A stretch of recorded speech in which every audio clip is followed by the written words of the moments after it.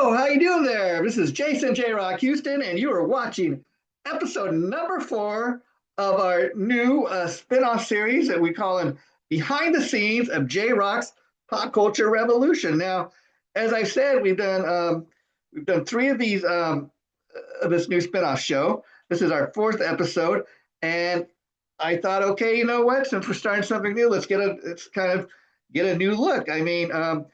JRock's Pop Culture Revolution. That's still our main show that we're here talking about. We moved JRock's Pop Culture Revolution over to the FireRock network. Thanks to my good friend Tom Collier, who I used to host the This Is Metal show with. Tom, of course, is the president of FireRock, and their YouTube page is just doing great, and he's invited me to bring our show over there. So what we're doing with Behind the Scenes is further to promote the show is the behind the scenes show is now going to be exclusively on JRock's Babylon to further promote the show, kind of give you a behind the scenes look at how we put together the show. Now, anybody that knows anything about the history of JRock's Babylon, we launched our site last August, 2025, August 2nd to be exact, was the launch date.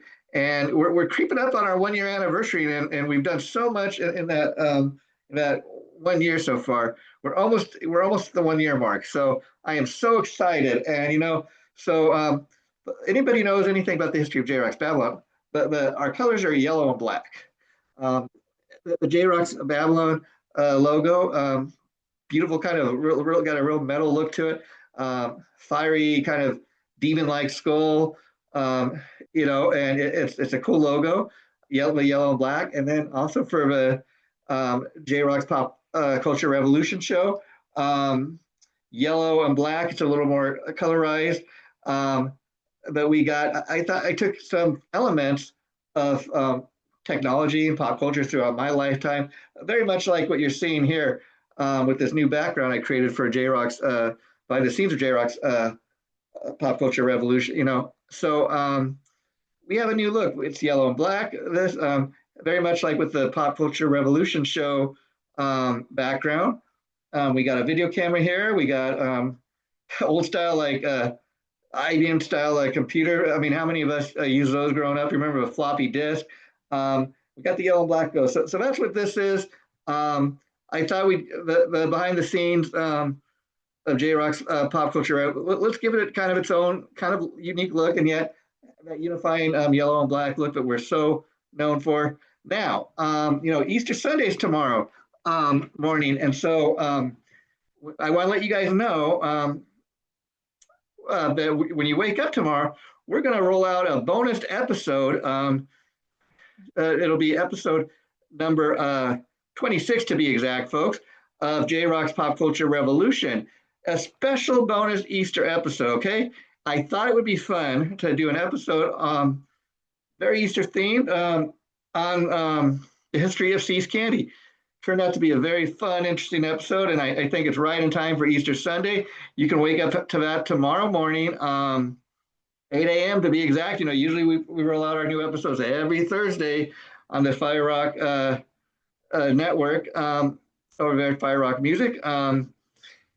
Every Thursday at 8 a.m. And so we want you to kind of get used to that. Every Thursday when you wake up, we'll have a new episode. And believe it or not, as we sit here and I'm recording this, I've just already done the research for episode number 27, which will be indeed rolling out on Thursday of this week at 8 a.m. And we'll be talking about the new episode but I want to let folks know this is something I've ordered. Big Striper fan. This is the latest solo album from Striper frontman Michael Sweet. And I haven't I only just got it in the mail just yesterday, 24 hours ago. In fact, I pre-ordered it because I wanted it to get here on release date. So I came home last night. It was in my mailbox, and I was able to play it once or twice, but not really kind of give it like my full attention, if you know what I mean. But I was quite impressed with what I heard. I played the album one time through. I got to really kind of listen to it, but I can tell you that if you're a Striper fan, Michael Sweet fan, you're going to love this. I mean, It's not like if you think it's going to sound anything like Stryper, except for the fact that it's a Michael Sweet singing it. That's probably the only thing it has in common. Of course, I'm very religious based. I mean, look at the cover here. It's kind of like a tree of life there, praying hands. It's very kind of religious themed based. The songs are kind of acoustic based. Great, great stuff. And I love the fact that it's I'm not a guy who typically goes to church, but I will say that I like the fact that these songs on the new Michael Sweet album, they're kind of religious based. They've got a message. Probably so far the song probably I like the best, and I could say entire album just kicks ass as far as it's all filler, all killer as they say, no filler. Excuse me. But my favorite song so far is got to be the final. It's the final track on here, track 10, and that's for a song uh, "Worship You." So that's the one I'm kind of liking the best out of all of them. But all the songs on this new Michael Sweet album really kind of stand out. And so, about a week ago, we rolled out episode number 24, which was another Easter theme kind of show we did just in time for the holiday, and it was for this. It's the Easter Beagle, Charlie Brown. Now it's another great fun holiday, Peanuts Peanuts special. And I really love. I mean, go and watch this. You got to watch this, guys, because the funniest part in the whole movie is Peppermint Patty just struggling with trying to figure out the proper way to color Easter eggs. Okay. Well, I just don't know what else to say, um, but it's a fun Easter filled holiday special, and just something I remember watching every Easter when I was growing up. I mean, some people watch stuff like maybe the Ten Commandments, but Easter, like I mean, the Christmas holiday specials maybe got a little more glory than this one, but it's a great holiday special if you like to watch stuff like that. Now, the latest episode of JRock's Pop Culture Revolution that just went up this last Thursday was episode number 25, and I thought I welcome back my good friend writer director Ben Hicks to the show. It's about his third or fourth time being on the show, and I thought Ben, being a director and a writer that's very involved in movie productions and TV productions, that he'd be the perfect guy to have come on and talk about classic TV theme songs. So what me and Ben did, because of the time restraints of the show, it's about a 30-minute show, and so to allow him and I to each kind of go over our list and talk about the songs we picked and why we picked them, we decided to do a top five list, each of us. And the amazing thing about the top list that Ben and I came up with separately is he picked five completely different songs, and I picked five completely different songs. And what you guys should know about making the show was, Ben lives in Kentucky, I live in Los Angeles. So anytime I really communicate with, Ben Hicks or anybody that I have come on the show, it's typically through email or Messenger or Facebook or that's typically how I communicate with a lot of these people that come on the show. And so the only thing that Ben kind of shared with me before we actually recorded the show last week and was he said, well, one of the songs that I'm going to include on my list is going to be the theme song to Simon and Simon. Now, that's a show I remember watching back in the day. I mean, it wasn't one of my all-time favorite shows. I do remember watching from time. My mother used to love watching it, so I do remember Simon and Simon. Now, if you were to ask me, okay, so you watched Simon and Simon back in the day in the 1980s. So name the actors. I really couldn't do that. I'd have to honestly go and research the show. But I would be willing to do that. But anyways, so what's interesting is Ben also shared in episode 25 with me. He says, you know what? He says, I love that Simon and Simon song theme song so much that he says I would tune in every week to turn on that show just as it was starting, so I could listen to the theme song. He said because I just love the guitar lick in that runs throughout that song. And he says, but to be honest, Jason, he says I never watched a single episode of Simon and Simon, but I turned on and watched the opening every single week just so I could hear the song. Now, Ben Hicks, that is dedication to a classic TV theme song that never seen a single episode of the show yet. You would turn on the show just so you could watch the opening to the show and hear that theme song every single week. My God, talk about dedication. And also, in the episode we did on the classic TV theme songs, okay, another thing I found was initially when I had the idea to do this show, I thought I kind of had an idea of what I thought was going to be on my list, okay? But funny thing happened along the way. So two of the most obvious choices that I really thought were going to be on my list ended up getting knocked off, and I ended up adding two classic TV theme songs that I didn't maybe initially think I was going to include on my list, but I did. So what am I talking about? Okay, well, the two songs that got kind of kicked off my list was a theme songs to the Jeffersons and Good Times. Now, anybody heard those two theme songs? They're very energetic. They're very boisterous, very kind of happy-go-lucky tunes. And so these are two shows that I would tune into growing up. And kind of like what Ben was saying, how he felt about the Simons. The minute the Jeffersons would come on, or the minute the Good Times would come on, I would start singing along to the theme songs. These are two songs, even to this day, I just love to death. I mean, they energized me. They got me ready for the show every week, kind of like what Ben Hicks said Simon did for him. But what ended up happening is because I didn't want to just do a show kind of talking about, okay, my number 5 on my list is da da da da da da. I wanted kind of research the songs, find out some fun facts, find out who wrote the songs, who performed them. So I looked into all that. And what I found out was, okay, for example, at number 5 on my list was the theme to Wonder Woman, okay?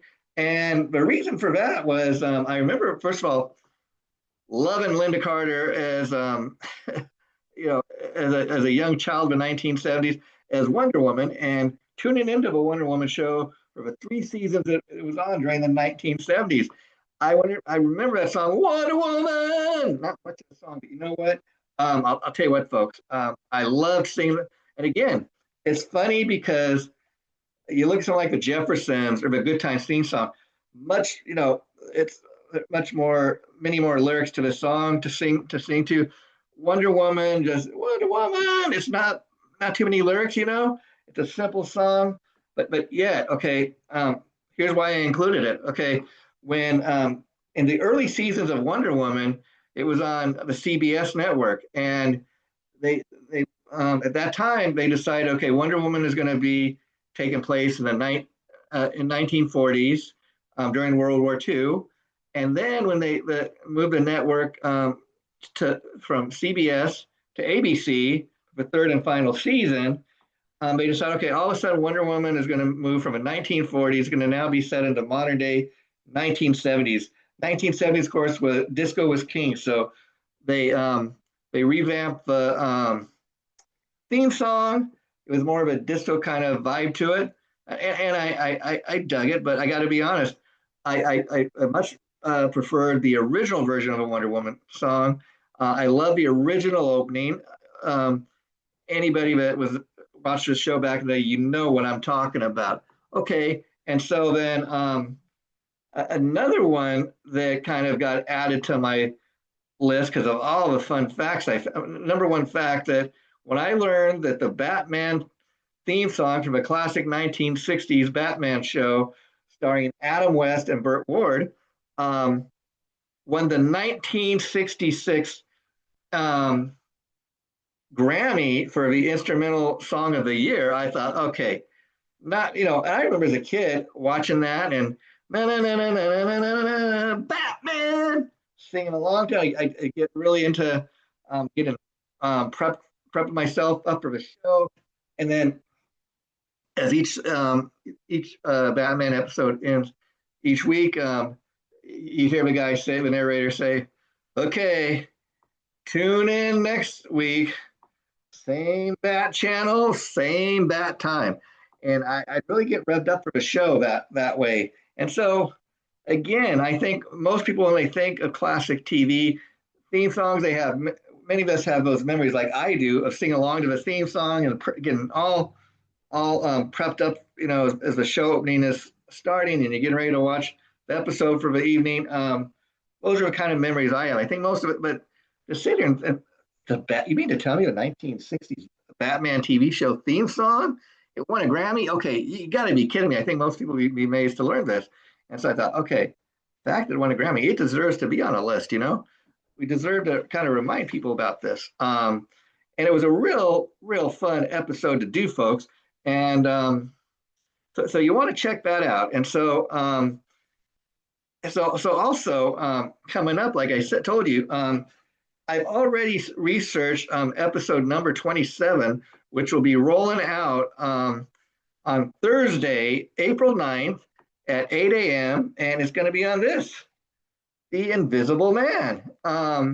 Classic Universal horror monster movie. Universal was the studio that was known for making the classic monster films back in the day. Of course, besides The Invisible Man, I'm also talking about the Wolfman, Dracula, and Frankenstein. And we got to remember first of all, the Invisible Man came out in November of 1933. And so when you watch our episode next Thursday, I'm going to talk about the fact that when The Invisible Man was made, that movie making was really kind of in its infancy, and yet by the time they made The Invisible Man, some of the special effects, I mean, they were amateur, but they were huge for 1933, and it's amazing to see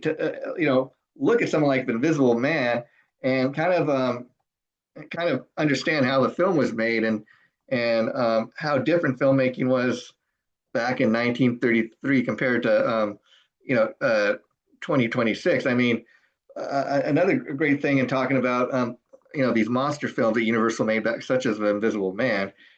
So when you tune into the episode coming out on April 9th, episode number 27 on The Invisible Man, we're going to get into what the movie was about, how they made it, some of the special effects, who was in it, talk about the legacy of the film and why it means so much to people. Well, one thing that's very different in any film that was made back in 1933, way before movies were made in color. So something like The Invisible Man, even like I got this DVD, my collection, and the reason I got it is like I've had it for a while, but that's how I got the idea to let's do an episode on The Invisible Man, because we haven't done an episode yet like on one of these classic monster films. I thought it would be fun for that reason alone. And so again, because it was made in 1933, the film was very much in black and white, and so you stop and think, okay, if they had color back then, it would be a very different movie. It looked very different, but this is what it was back in 1933. And we're going to kind of get into all of that. And I'm really looking forward to it. And see, that's the thing I want you guys to know too. Like, why am I showing you that I have a DVD? Because again, in prepping myself for episode number 27, it's going to come out April 9th at 8 a.m.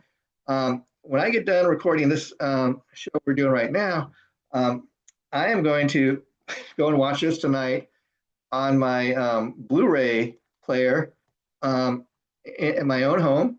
I'm going to do that.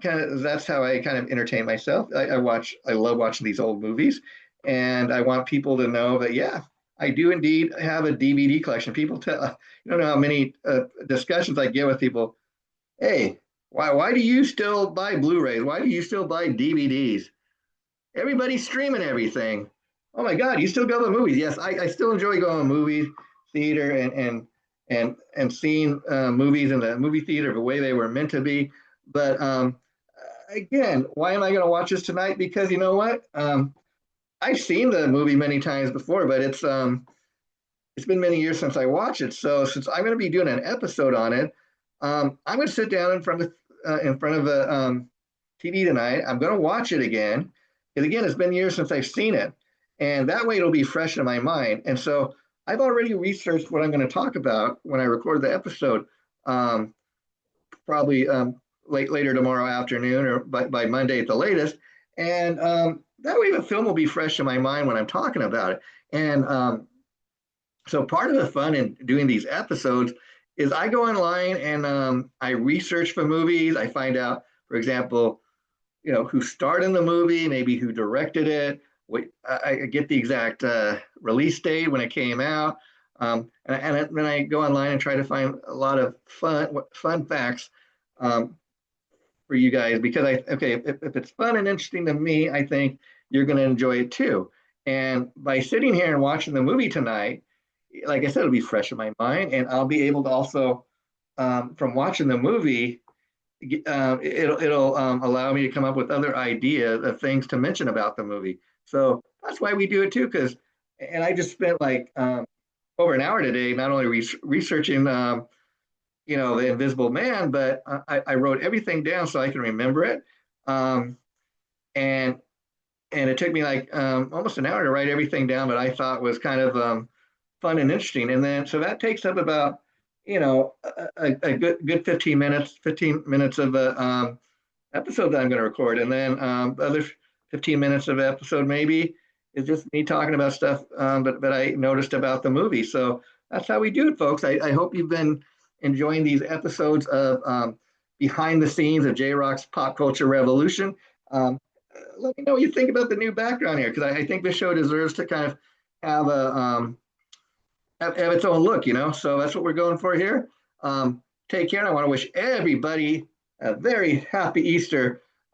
Easter Sunday is tomorrow morning, and like I said, I want you guys to enjoy our bonus Easter Sunday episode of JRock's Pop Culture Revolution. It's going to be episode number 26, and it's going to be on the history of See's Candy. How cool is that? So come back and let me know after you've seen the See's Candy special, if you got any fun See's Candy stories or experiences that have taken place in your life over years. That's going to be some fun conversation. Take care.